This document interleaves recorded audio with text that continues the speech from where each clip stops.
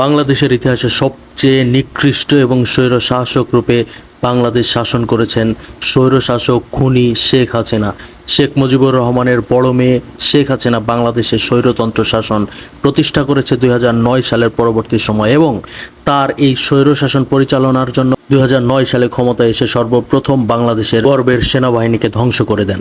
খুনি শেখ হাসিনা ভারতের সাথে পরিকল্পনা করে বাংলাদেশে বাছাইকৃত 57 জন সেনা অফিসারকে হত্যা করেন। দেশ শাসনে শেখ হাসিনা ভারতের আস্থা বিশ্বাস অর্জন ও সহযোগিতার জন্য পরিকল্পিতভাবে দরবার অনুষ্ঠানে সেনা অফিসারদের একত্রিত করে হত্যার মহা উৎসব চালিয়েছে বলে আমরা বিশ্বাস করি।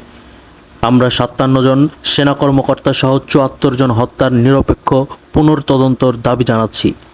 সরকার এই হত্যাকাণ্ডকে বিডিআর বিদ্রোহ হিসেবে বললেও মূলত এটা ছিল সেনা অফিসারদের হত্যার ছক।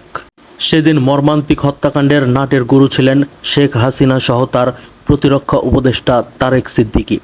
সরকার নিজেই হত্যাকাণ্ড ঘটিয়ে নিরপরাধ অফিসার ও জওয়ানদের ফাঁসিয়ে শত শত বিডিআর সদস্যকে মৃত্যুদণ্ড সহ বিভিন্ন মেয়াদে সাজা ও প্রায় 18,500 জওয়ানকে চাকরিচ্যুত করেছিল, যার ফলে বাংলাদেশের সেনাবাহিনী আওয়ামী লীগের লেজুর ভিত্তিক সেনাবাহিনীতে পরিণত হয়েছিল এবং পরবর্তী সময়ে 2024 সাল পর্যন্ত এই সেনাবাহিনী দিয়ে বিভিন্ন সাধারণ জনগণ এবং রাজনৈতিক নেতাদেরকে বিভিন্ন সময়ে বিভিন্নভাবে ডিজিএফআইয়ের নামে হত্যাকাণ্ড ঘটিয়েছে। ক্ষমতায় টিকে থাকার জন্য বাংলাদেশ আওয়ামী লীগের প্রধানমন্ত্রী খুনি শেখ হাসিনা বাংলাদেশ প্রশাসনকে বিভিন্ন সময় বিভিন্নভাবে ব্ল্যাকমেলের মাধ্যমে ব্যবহার করেছে এবং এইটা সমর্থন করেছে ভারতীয় গোয়েন্দা সংস্থা র।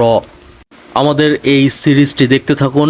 বাংলাদেশ আওয়ামী লীগের প্রধানমন্ত্রী খুনি শেখ হাসিনা 2009 সালে ক্ষমতায় আসার পরের থেকে বর্তমান সময় 2024 পর্যন্ত যতগুলো অপকর্ম ঘটিয়েছে এবং যে সকল অপকর্মের কারণে তাকে আইনের আওতায় নিয়ে এসে বিচার করা হবে, প্রত্যেকটা ঘটনা আমরা স্টেপ বাই স্টেপ আলোচনা করব।